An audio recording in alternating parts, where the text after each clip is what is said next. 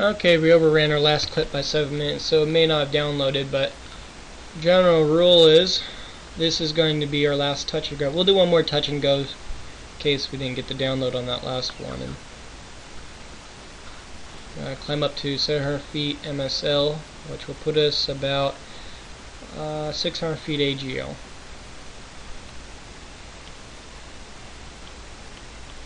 A little bit to the right of the airport, so our crosswind leg is going to be a little short. This is going to be quick.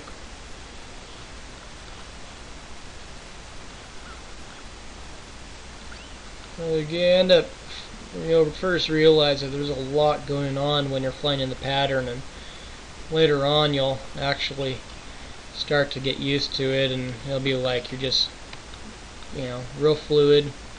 It'll be nothing to you. I think the hardest thing for people is radio communications as a student pilot, especially right before they get signed off for their recreational.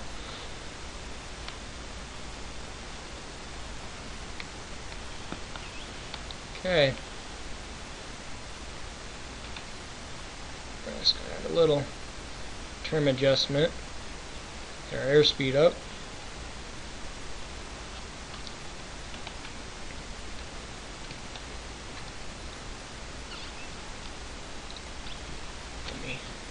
Verify on our recording so we can comply with YouTube. Okay, we're at 1 minute 40, put 2 minutes, so I'll make it 8, total 8. Alright. Here we got a touch and go. We're going to do a regular touch and go. Everything's in reference to the airport. Cross threshold, we'll prepare for our landing.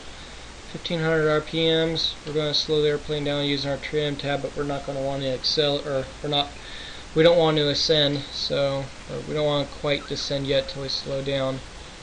Add a notch of flaps here. Ready to turn our base. We're going to turn base right about now. So if we have an engine failure, we can make the airport. So let's give it a little extra power.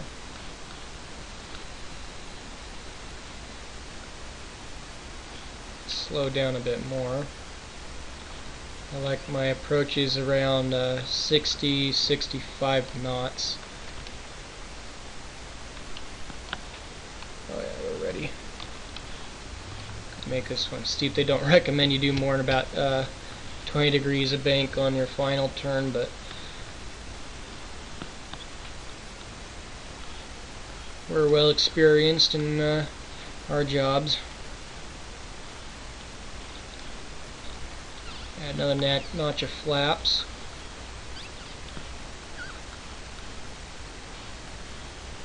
We're going to use our rudder to align us up with our heading, and our ailerons to align us with the runway.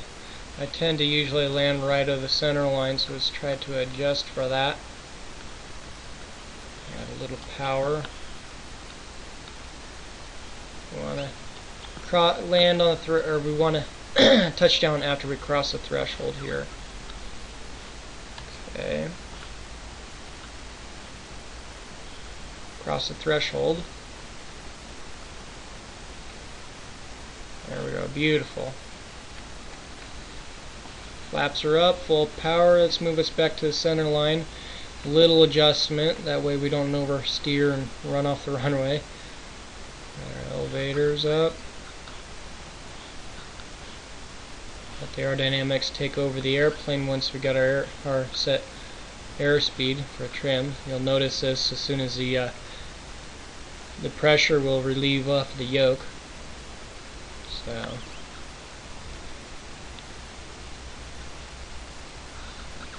we're going to want to go back up to 700 feet before we make our crosswind leg turn. Look back in reference to the runway, see where we're at. We're well aligned. We're just going to try to keep eye on our turn coordinator and not budge too much from that. You'll notice I'm not exactly center on my heading bug because the airport's only to the 10th degree, the nearest 10th degree. And on top of that, runway 3.3 is actually runway 3.4 now.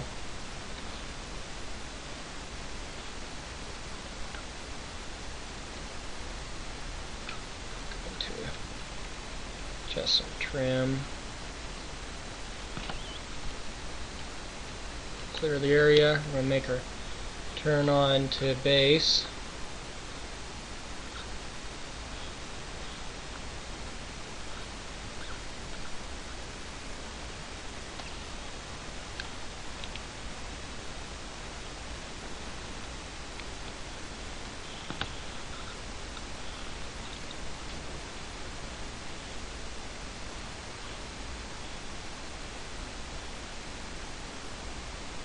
Got my 1,100 feet.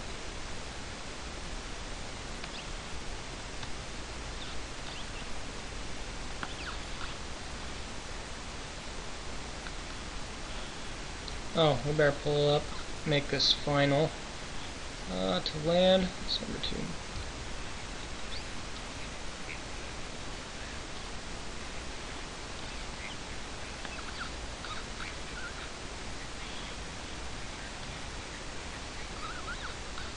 Okay, we're clear to land.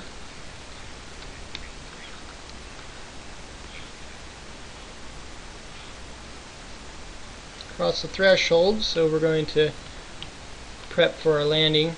Slow the airplane down.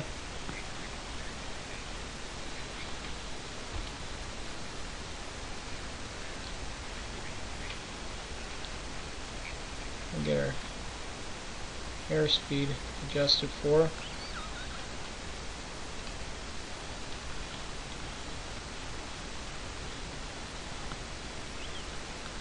Alright, we've got our airspeed. It's just where I like it. We're at the location. We've got our 45 degrees from the threshold. You'll notice we don't have to turn, our bank doesn't have to be near as steep in order to get our turn rate, being that we're slower.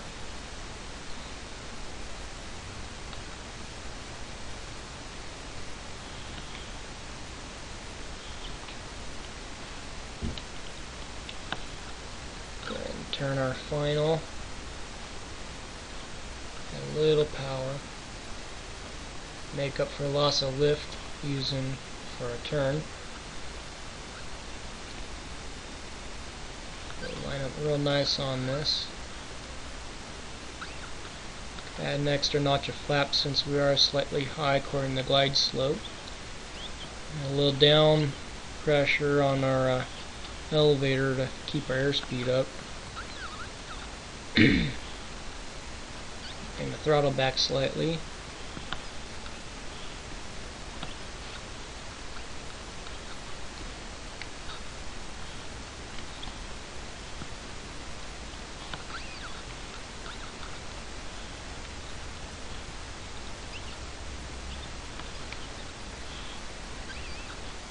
This is going to be a beautiful landing.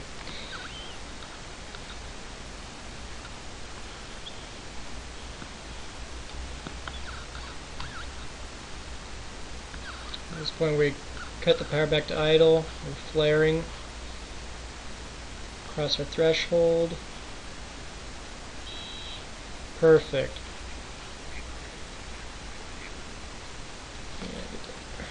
Out of my face so I can see where I'm going and make it easier. I'm just gonna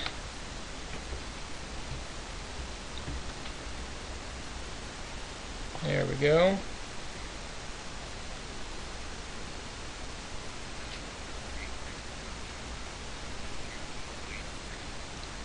Okay, let's do our after landing checklist. Let's check our time on our recording. We're at it. Alright, new clip.